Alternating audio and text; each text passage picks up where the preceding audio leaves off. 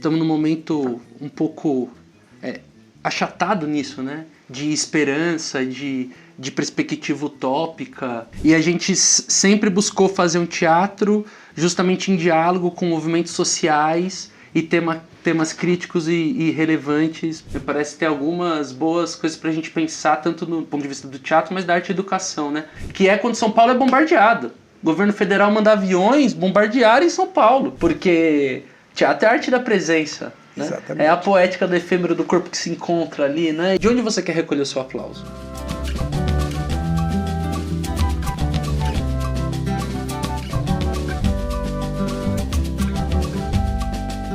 Olá, eu sou Zé Guilherme e você está aqui no canal Entre Meios, um canal de entrevistas no YouTube com novidades toda semana. Toda semana às 19 horas, toda quarta-feira, uma entrevista nova com uma personalidade nova, um convidado ou convidada nova, um papo leve, informal e, por que não, divertido. Já que você está aí, se inscreve no canal, clica no sininho para receber as notificações em primeira mão, curte e comenta e vem com a gente toda quarta-feira. Hoje eu tenho um grande prazer de receber aqui para conversar comigo Rafael Presto, que é diretor e dramaturgo do grupo Coletivo de Galochas. Rafael, seja muito bem-vindo.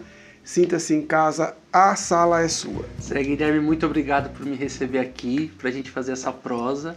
O Entre Meios é um programa muito legal, as entrevistas muito descontraídas, as pessoas conseguem amarrar a trajetória artística com a trajetória delas, e você tem um jeito de conduzir super sensível, então prazer estar aqui para a gente fazer essa prosa aí. Muito obrigado, prazer é meu. E aí, para começar, eu geralmente peço para o convidado ou para a convidada contar um pouco para os nossos espectadores quem é Rafael Presto, de onde vem, origens, situa um pouco antes da gente falar do profissional. Eu sou Rafael Presto, esse é meu nome artístico, né?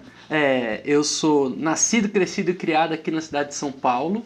Eu cresci na Zona Sul, depois fui um pouco mais para Sul, lá na Vila Guarani.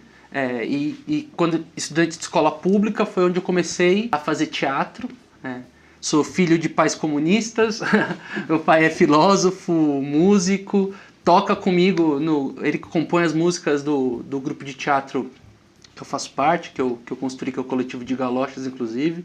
Minha mãe é jornalista, militante também, feminista.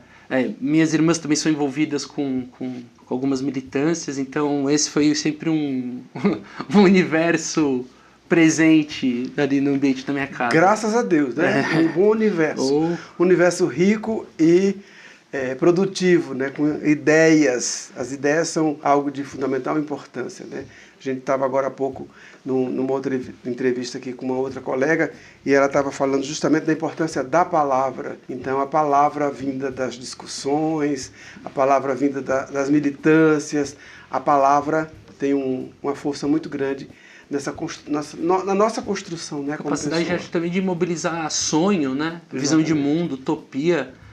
Estamos num momento um pouco achatado nisso, né? De esperança, de perspectiva utópica, e esse universo tá embrenhado disso, né? Pois é, e aí, falando de grupo de teatro que você faz parte, eu queria que você contasse um pouco do Coletivo de Galochas, que você é um dos criadores, né? É diretor e dramaturgo do grupo, em parceria com outros. Mas eu queria que você contasse um pouco o que é o Coletivo de Galochas. O Coletivo de Galochas é um grupo aqui da cidade de São Paulo. A gente já tem 13 anos de caminhada e a gente sempre buscou fazer um teatro justamente em diálogo com movimentos sociais e temas críticos e relevantes, tanto para o contexto da nossa cidade como do país, e pensando o lugar que a gente está agora no mundo, né?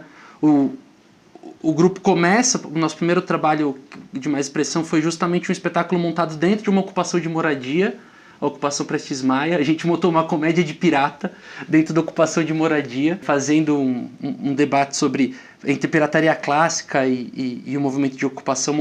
Montamos um núcleo cultural no andar da ocupação, a peça acontecia lá, então quem ia tinha que subir 10 andares dentro da ocupação, entendeu? Tinha que adentrar nesse universo para chegar no núcleo cultural. E a gente foi construindo a nossa caminhada sempre dessa forma. Então, a gente participou de experiências com diferentes quebradas, lugares, Teve um projeto muito intenso com os refugiados sírios palestinos aqui em São Paulo, que foi muito bonito. E sempre com esses temas críticos até chegar nesse que a gente está agora, que é a Coluna Prestes, que foi um retorno do Galochas aos palcos. Então a gente resolveu contar essa história voltando para os teatros e trazendo um tema histórico super importante, né? Sem dúvida. Mas antes da gente falar mais detalhadamente do Coluna Prestes, eu queria fazer alguns comentários aqui. Primeiro porque assim, você é um cara graduado em artes cênicas pela USP. Além disso, você tem um mestrado em educação pela Universidade Estadual Paulista, né? É escritor também de livros didáticos. Como é que todas essas facetas, de alguma forma, contribuíram para a construção e para a instalação do grupo? Elas contribuíram ou o coletivo surgiu por outro caminho? Eu acho que contribuíram com certeza. Tudo se liga com o teatro, né? Eu venho do teatro, cresci fazendo teatro, dei a sorte de ter um professor de teatro na escola pública que eu estudava e depois na escola de ensino médio também, que eram pessoas que tinham vindo da USP, então a USP parecia uma coisa possível, porque o cara que estava, né, me dando aula de teatro era... E por conta do teatro que todas as portas se abriram, né? Então, fui trabalhar com educação a partir do teatro, sendo professor de teatro, professor de arte. Quando vou virar roteirista, dramaturgo, foi porque eu comecei escrevendo para o teatro, né? E eu acho que tem essa escolha de habitar sempre trabalhos e temas de um ponto de vista crítico, porque princípio é uma coisa que a gente não barganha, né? Exatamente. É que se uma vez que você barganhou... Se você não tiver princípios, não tem como negociar. Então, todos os trabalhos têm essa perspectiva. Então, por exemplo, o trabalho de autor de livro didático, que também é uma coisa que eu já faço há um bom tempo, ele foi tomando uma escala muito grande. E pensar que é produzir os materiais que vão para as escolas públicas do Brasil inteiro, né? Que entram no que o professor pode escolher. E a gente acabou de passar por um momento muito duro, né? De ataque ao conhecimento, aos livros, a uma formação crítica, humanista. Felizmente, a equipe que eu faço parte teve como posição ali radicalizar, fazer um livro mais... E a responsabilidade de escrever esse material para quem vai ter acesso, né? Quer dizer, eu acho que é uma responsabilidade muito grande e é preciso ser muito bem pensado para que você não leve informações para essas pessoas que vão acessar esses livros de forma deturpada ou equivocada, né? Eu acho que, já que enveredamos a nossa prosa para essa direção, me parece ter algumas boas coisas para a gente pensar, tanto do ponto de vista do teatro, mas da arte e educação, né?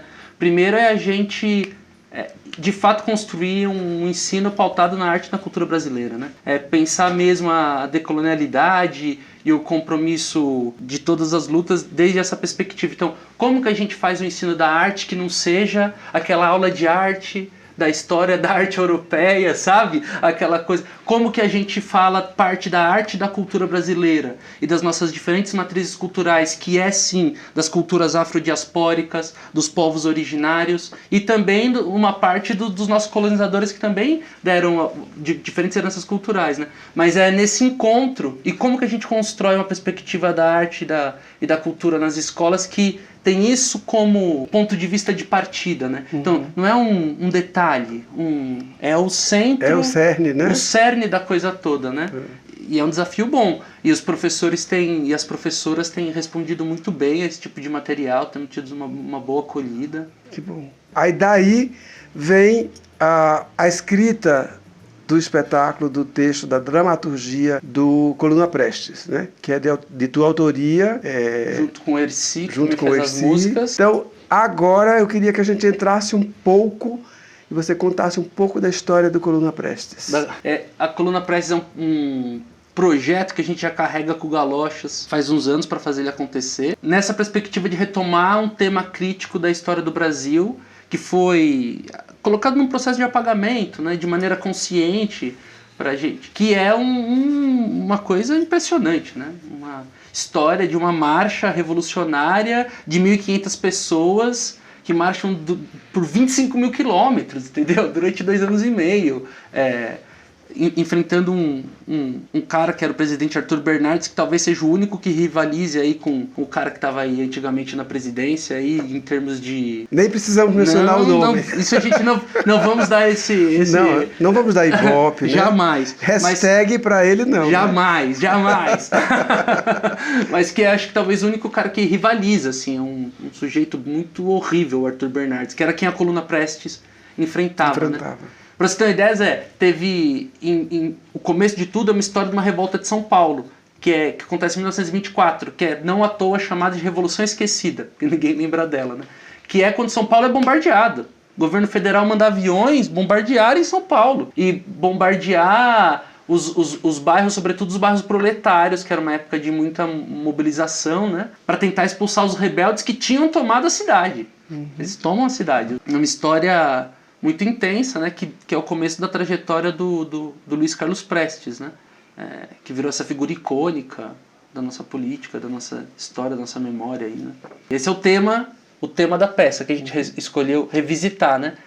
Mas na peça, para fazer, veja a escolha só que a gente fez, foi como falar das lutas de agora e trazer o ponto de vista hoje que a gente está inserido nas nossas disputas. E aí, para fazer isso, a gente resolveu contar a história da Coluna Prestes do ponto de vista da base desse movimento, das figuras que normalmente não são contadas como os grandes heróis, né? Que são, por acaso, as mulheres, né?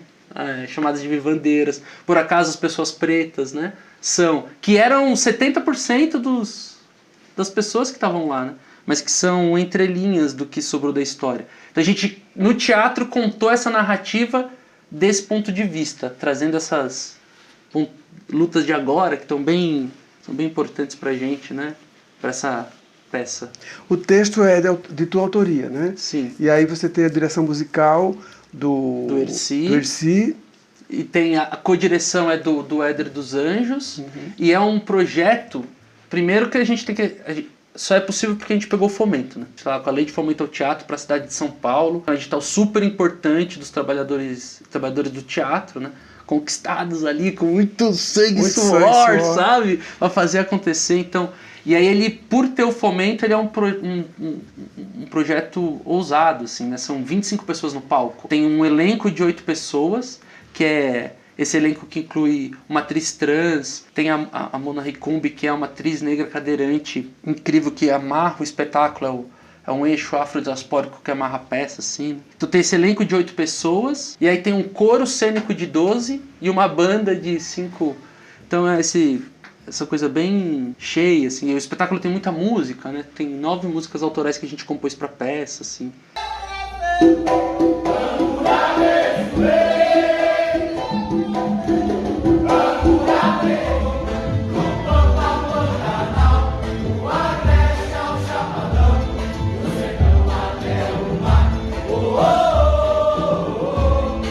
E o espetáculo estreou em junho, é isso? Estreou agora, em junho. A gente ainda cumpre temporada em julho e agosto. Julho é aqui pertinho de você. Vai até final de agosto, né? Até final de agosto pelo projeto do Fomento. Tá. E lá na página no Instagram do Grupo Coletivo de Galochas, essa agenda fica sendo disponibilizada lá para quem tiver interesse em ver o espetáculo. Com certeza, tá lá, é de graça porque tá com fomento. E em julho a gente tá aqui pertinho. A gente vai fazer ali na Galeria Olido 2 semanas e depois 2 semanas no Teatro de Container. A gente costuma colocar na tela o @ do grupo para que as pessoas possam acompanhar e verificar as agendas, as datas mais acessíveis, né? Certamente eu vou ver o espetáculo logo mais. Mas tem mais alguma coisa que você possa contar do espetáculo sem dar spoiler? Sobre a história, sobre a própria construção do espetáculo, como é que foi angariar esses atores, essa quantidade de 25 pessoas, essas pessoas já trabalhavam juntos, já tinham contato, como é que foi a construção? Eu pergunto isso porque, assim, às vezes as pessoas ficam com a impressão de que um espetáculo desse porte, com 25 pessoas envolvidas no palco, nasceu de geração espontânea, né? Apareceu no palco. Surge, né? Opa. E não existe todo um processo de construção, né? Desde a construção do texto até a estreia no palco, do empenho dessas pessoas, os bastidores, quem está por trás, tem gente fazendo luz, tem gente fazendo som, tem gente cuidando de figurino, tem gente cuidando de camarim. Conta um pouco desse contexto todo de construção do espetáculo.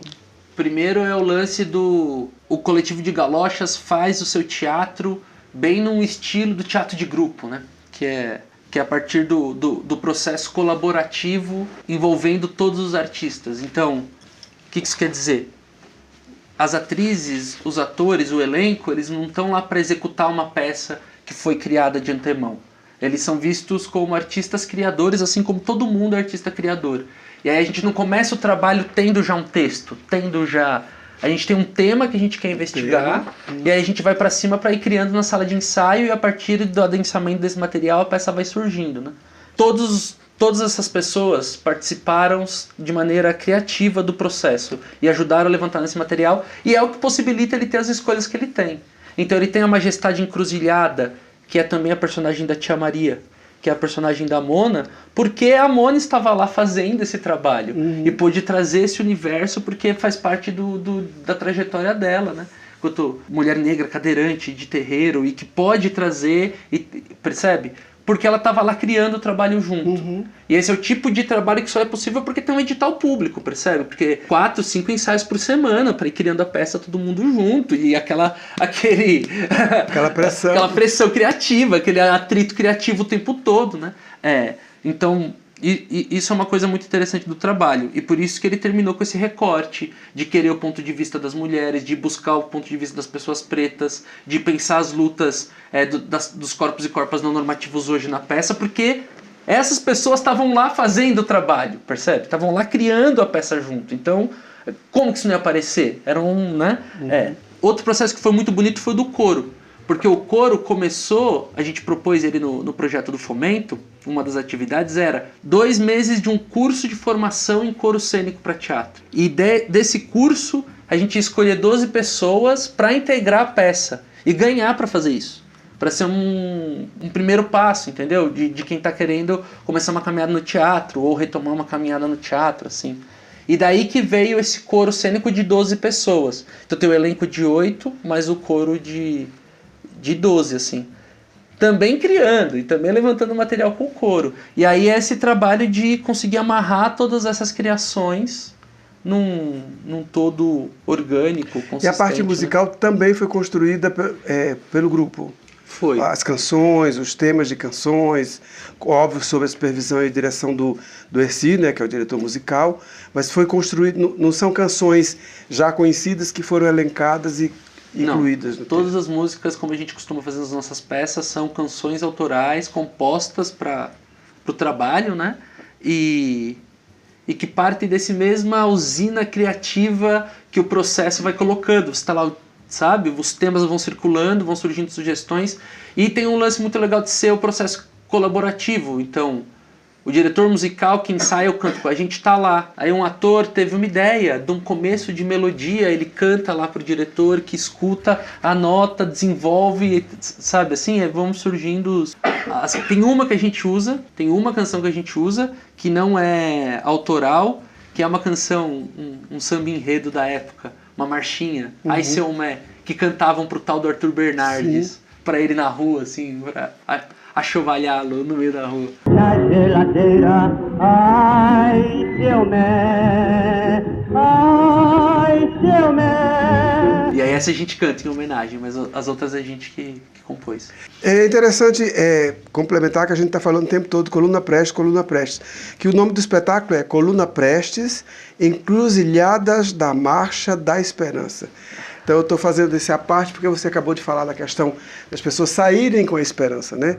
E aí de onde vem essa esperança? A esperança está inclusive no título do espetáculo, né? Que a gente não tinha mencionado ainda completo. Então, Coluna Prestes, Encruzilhadas da Marcha da Esperança é o espetáculo dirigido por Rafael Presto, com dramaturgia do Rafael e um elenco de 25 pessoas no palco, que deve ser um espetáculo de ver o espetáculo. Vamos aproveitar que a gente está falando do coletivo de Galochas para contar um pouco de outros trabalhos que o coletivo fez, ilustrar um pouco. Às vezes, esse não é o primeiro trabalho do coletivo, esse não é um trabalho que surgiu assim, o coletivo apareceu. O coletivo já existe há bastante tempo. Fala um pouco, cita alguma coisa de trabalhos Com anteriores. certeza. Primeiro, lembrar que a gente teve a pandemia, né? Exatamente. E para os grupos de teatro, particularmente, a pandemia foi uma coisa bem curiosa, né? Porque teatro é a arte da presença, né? Exatamente. É a poética do efêmero do corpo que se encontra ali, né? E aí faz como na pandemia? E aí teve aqueles projetos que na época ficou batizado de teatro online, né? Que foi bem uma coisa do período, mas que a gente fez uma coisa muito divertida. A gente fez uma proposta de invasão do TikTok nessa época da pandemia. Ah, eu vi alguma coisa A dos gente criou vídeos. uma peça a gente criou cada personagem daquela peça dos piratas criou um perfil no TikTok.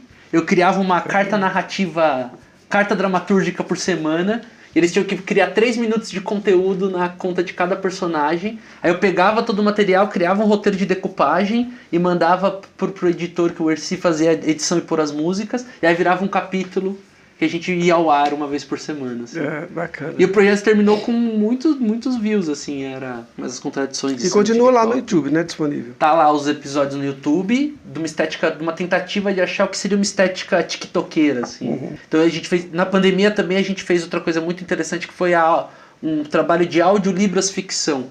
A gente pegou uma peça nossa, que é O Mau Lugar, que é uma peça que fala dessa temática difícil do suicídio, da desesperança e aí a gente transformou ela numa audiolibras ficção, que era uma radionovela misturado com a peça contada em libras, né? Por um grupo de teatro em libras, assim, ficou um trabalho interessante, assim.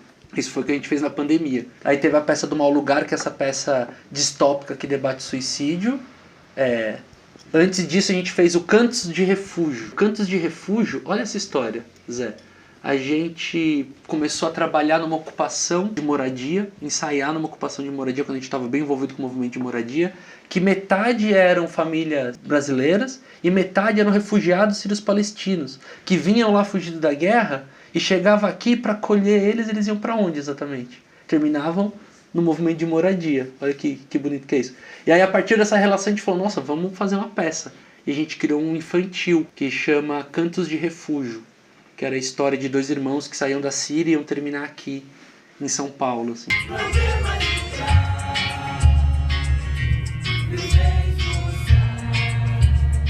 Mais um passinho para trás veio o trabalho do Revolução das Galochas, que era um espetáculo de rua, de intervenção, que falava também dentro dessa temática de distopia, mas de um processo revolucionário, num Brasil do futuro. Uma peça de rua que a gente tinha uma mini bateria de escola de samba que a gente tocava na peça. Essas peças a gente circulou elas por diferentes lugares. Eventualmente a gente fez também bastante teatro no teatro, mas sobretudo nessa perspectiva de onde você quer recolher o seu aplauso. Quando você pensa o trabalho teatral que você está fazendo, que aplauso você acha que é importante de você recolher? Ou que circuitos de circulação do teatro a gente precisa inventar para o teatro ser de fato um acontecimento de todos, que participe de maneira constante e intensa da cultura brasileira. Então a gente sempre teve, por isso fazer o teatro nas ocupações, por isso circular as quebradas, por isso fazer peças que podem estar no palco, mas também podem estar na rua e também podem estar na ocupação.